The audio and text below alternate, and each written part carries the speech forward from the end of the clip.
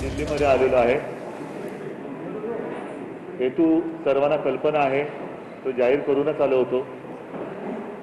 आपल्या देशाच्या माननीय पंतप्रधानांना भेटण्यासाठीच आम्ही तिघही इथे आलो। सोबत आपल्या राज्याचे मुख्य सचिव देखील आहेत आणि भेट ही अधिकृत होती। येण्याचं कारण आपल्याला सर्वांना माहिती होतं। राज्याचे जे काही प्रमुख विषय आहेत त्या विषयाची सूची सुद्धा माझ्या हातात आहे की कोणत्या विषयावरती कोणत्या विषयासाठी आम्ही त्यांना भेटलो। त्यांच्याबरोबर व्यवस्थित चर्चा झालेली आहे आणि सर्व विषय त्यांनी अत्यंत गांभीर्याने ऐकून घेतले।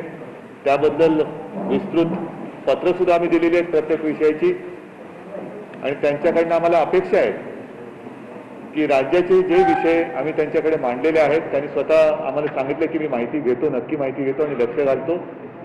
आम्हाला जे विषय आम्ही त्यांच्याकडे मांडलेले आहेत ते सकारात्मक पद्धतीने ते सोडवतील अशी अपेक्षा आहे, विश्वास आहे। आता हे विषय कोणते कोणते त्याची मी केवळ एक सूची वाचतो।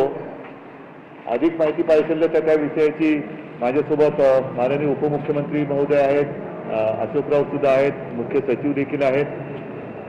तर ही या विषयाची सूची मी आपल्याला सांगतो।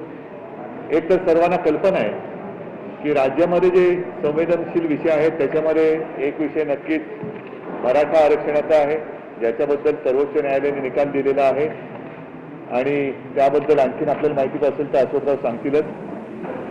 तसाच दुसरा एक महत्त्वाचा विषय आहे तो इतर मागासवर्गीयांचं पंचायत राज संस्थेच्या निवडणुकीतील राजकीय आरक्षण त्याहीबद्दल एक कोर्टाचा निर्णय लागलेला आहे। त्याहीबद्दल आम्ही सांगितलं कारण हा विषय संपूर्ण देशाचा होऊ शकतो। देशामध्ये हा विषय वाढू शकतो आणि हा देशपातळीवरचा विषय आहे। नंतरचा एक आहे तो मागासवर्गीयांच्या बढतीमधील आरक्षण हा एक विषय आहे। नंतर चौथा विषय जो आहे तो म्हणजे मेट्रो कार शेडसाठी कांजूरमार्ग येथील जागेची उपलब्धता, त्याच्याबद्दल एक चर्चा झालेली आहे। साहजिकच आहे जो विषय नेहमी चर्चेला जातो तो म्हणजे जीएसटीचं येणं, हे वेळेवर येणं, याच्यासाठी सुद्धा आम्ही त्यांना विनंती केलेली आहे। आणखीन एक जो महत्त्वाचा विषय आहे तो शेतकऱ्यांच्या आयुष्याशी निगडीत आहे, ते म्हणजे पीक कर्ज जसं असतं तसं पीक विमा।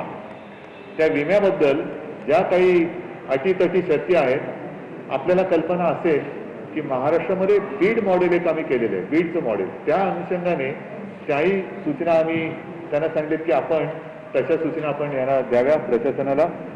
नंतर राज्यामध्ये बल्क ड्रग पार्क त्या स्पर्धात्मक निविदेत मंजुरीसाठी हा एक विषय, त्याच्याबद्दल त्यांच्याशी बोललेलो आहे।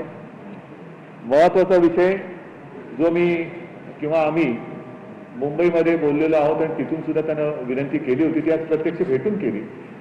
गेले काही वर्ष आपल्याला म्हणजे महाराष्ट्राला जो किनारपट्टीचा भाग आहे तिथे चक्रीवादळं ही येऊन आदळत आहेत। एक 8-15 दिवसापूर्वी सुद्धा एक वादळ आपल्याला जेमतेम स्पर्श करून गेलं आणि त्यांनी सुद्धा नुसतं स्पर्श केला तरी मोठा दणका दिलेला आहे। तर अशा वेळेला जी मदत असते त्या मदतीचे निकष हे आता जुने झालेले आहेत। NDRF चे जे असतात नॉर्म ते बदलणं हे गरजेचं आहे, कारण ती मदती अपुरी पडते। राज्य सरकारने गेल्याही वेळेला निकष बदलून जे निकष आहेत NDRFचे त्याच्यापेक्षा अधिक मदत गेल्याही वेळेला केली, याही वेळेला केली, पण हे निकष मुळामध्ये NDRFचे बदलले गेले पाहिजे। 9वा विषय जो आहे तो 14व्या वित्त आयोगातील थकीत निधी तो मिळण्यासाठी एक आहे शहरी स्थानिक संस्थांसाठी। तसंच 14व्या वित्त आयोगातील थकीत निधीची परफॉर्मन्स ग्रँटी हा बोललो तोच विषय आहे। आणि आणखीन एक महत्त्वाचा विषय जो प्रत्येकाचे एक दिवस असतात, पर्यावरण दिन असतो, आणखीन काही दिन असतो, तसं आपल्याला सर्वांना कल्पना आहे की एक मराठी भाषा दिन असतो। तो मराठी भाषा दिन आल्यानंतर मराठी भाषेला अभिजात भाषेचा दर्जा मिळाला पाहिजे अशी तेव्हा एक तिकडे चर्चा होते। तर तोही जो प्रश्न केंद्र सरकारच्या दरबारी प्रलंबित आहे त्याहीबद्दल आम्ही विनंती केलेली आहे की राज्य सरकारकडून बरीचशी माहिती दिली गेलेली आहे, आणखीन काही माहिती पाहिजे असेल तर तीही आम्ही देऊ, पण मराठी भाषेला अभिजात भाषेचा दर्जा देण्याबद्दल लवकरात लवकर आपण सूचना द्या। तर अशा सगळ्या विषयांवरती त्यांच्याशी विस्तृतपणाने चर्चा झालेली आहे। आणि जसं मी म्हटलं की त्या ह्या सर्व बाबतीमध्ये आम्ही पत्रसुद्धा दिलेली आहे. त्यांनी सांगितलेलं आहे की मी याच्यात नक्की माहिती घेतो आणि लक्ष घालतो. तर आम्हाला आशा आहे, अपेक्षा आहे आणि विश्वास आहे की लवकरात लवकर त्यांच्याकडनं याच्या सर्व बाबतीत सकारात्मक निर्णय होतील. प्राइवेट हॉस्पिटल को भी सब कुछ फ्री देना चाहिए। क्या महाराष्ट्र सरकार भी चाहती है कि सभी वैक्सीन को फ्री करे? क्या जो प्रधानमंत्री ने कल कहा उससे आप बिल्कुल सहमत हैं? आप किस तरह से देखते हैं जो प्रधानमंत्री ने कल कहा? क्योंकि उन्होंने कहा कि राज्य सरकार के दबाव में आकर उनको पहला निर्णय करना पड़ा मेरे पक्ष का और उसके बाद अभी निर्णय को दे रहे हैं क्योंकि आपने अपना मन बदल दिया। उद्धव जी किस तरह से आप देखते हैं पूरी वैक्सीन पर?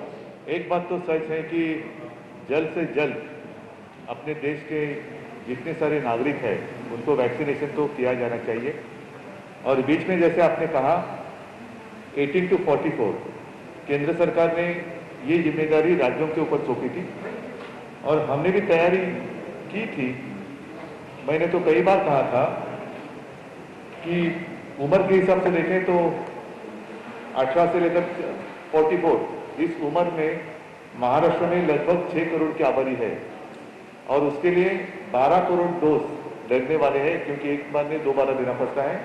तो उसके लिए हमने पूंजी भी तैयार रखी है और जब भी वैक्सीनेशन हमने शुरुआत भी की थी, लेकिन उसका जो सप्लाई है वो ठीक नहीं रहा, बीच में खंडित होते रहा और कल प्रधानमंत्री जी ने सारी जिम्मेदारी फिर से एक बार केंद्र के ऊपर ली है, तो स्वाभाविक है हम उनको धन्यवाद देना चाहते हैं और अपेक्षा करते हैं कि बीच में जो सारी रुकावटें आ रही थी वो रुकावटें अब दूर हो जाएगी और जल्द से जल्द सिर्फ महाराष्ट्र ही नहीं अपना पूरा हिंदुस्तान और उसके नागरिक हैं उनको पूरा टीकाकरण हो जाएगा। सर उसको सबको फ्री देना चाहिए, राहुल गांधी ने कहा है कि सबको फ्री देना चाहिए। नहीं, सबको फ्री मिलना चाहिए तो उनका अधिकार और जरूरत। आज अगर कोविड से बाहर निकलना है तो तुरंत वैक्सीनेशन की जरूरत है।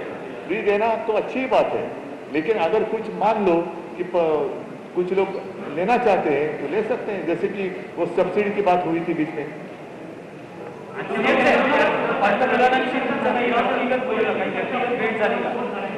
काय म्हणाले? व्यक्तिगत भेट झाली का? व्यक्तिगत भेट झाली ना।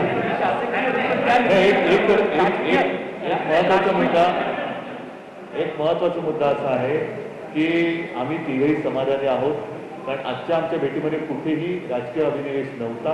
अत्यंत शांतपणाने आणि समजूतदारपणाने जेवढे मुद्दे आम्ही मांडले की त्यांनी शांतपणाने ऐकून घेतले। त्याच्यात आम्ही जसं आता अजितदारांनी सांगितलं, अशोकरावांनी सांगितलं, त्या विषयाबद्दल भूमिका नुसत्या मांडल्या नाही तर त्यांना पत्रसुद्धा दिलेली आहे आणि म्हणून मला विश्वास आहे की ज्या पद्धतीने त्यांनी आमचं ऐकून घेतलेलं आहे, समजून घेतलेलं आहे, ते ऐकून बघितल्यानंतर यामध्ये त्यांनी जसं सांगितलं की मी पूर्ण माहिती घेतो, लक्ष घालतो, तर आम्हाला नक्की विश्वास आहे की काही ना काहीतरी मार्ग निघेल।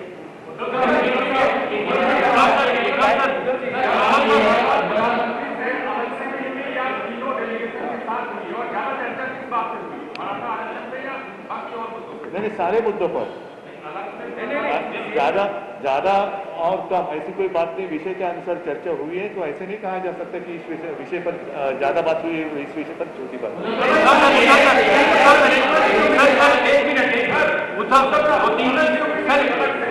उद्धव सर, क्या आप लोग की अलग मुलाकात हुई है, हाँ या ना?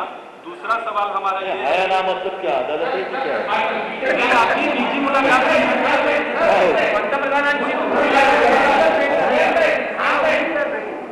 नहीं, आया ना का मतलब क्या अदालत? आप प्रतिनिधिमंडल के साथ मिले हैं? ऐसा है कि ये बात कभी मैंने छुपाई नहीं और छुपाने की आवश्यकता नहीं।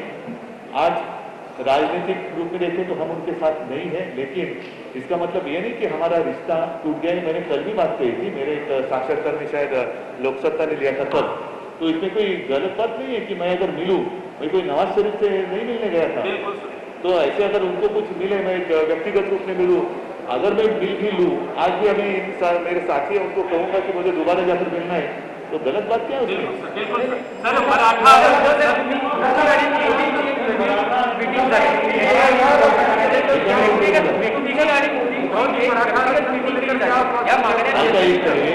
आता याच्यामध्ये गेल्या वर्षभर त्यांचे काही काही वेळेला जसं आता तेवढे वादळ आलं, मधल्या काळामध्ये मी सांगितलं त्यांचा फोन आला आणि त्यांच्यामध्ये की सरकार तिचं कोविडच्या काळात चांगलं, हे व्यक्तिगतच बोलणं होतं. तसं आज सुद्धा आमची एक थोड्या व्यक्तिगत भेट झाली, काय कसं काय चाललंय. मी त्यांना सांगितलं की ह्या सगळ्या माझ्या सहकाऱ्यांच्या सोबत मी आलेलो आहे आणि राज्याचे प्रश्न आहेत. पण युती का तुटली या बाबतीत काही युती का तुटली या आता युती का तुटले 1.5 वर्षानंतर काय सांगायचं. नाही या बाबतीत काही चर्चा नाही.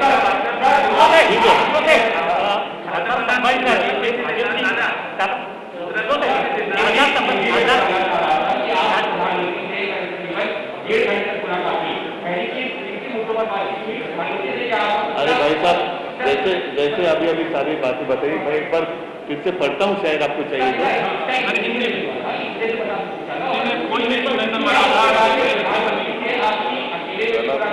ठीक है. एक मिनट, मैं आपके लिए जानना चाहता हूँ.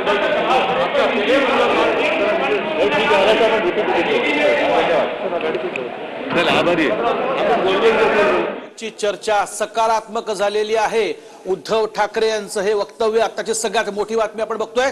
राज्यातील सर्व विषय मोदींनी समजावून घेतलेले आहेत आणि गांभीर्याने घेतलेले आहेत आणि लवकरात लवकर त्याच्यावरती तोडगा निघेल अशी आशा व्यक्त केलेली आहे मुख्यमंत्री उद्धव ठाकरे यांनी. महाराष्ट्राशी निगडीत 12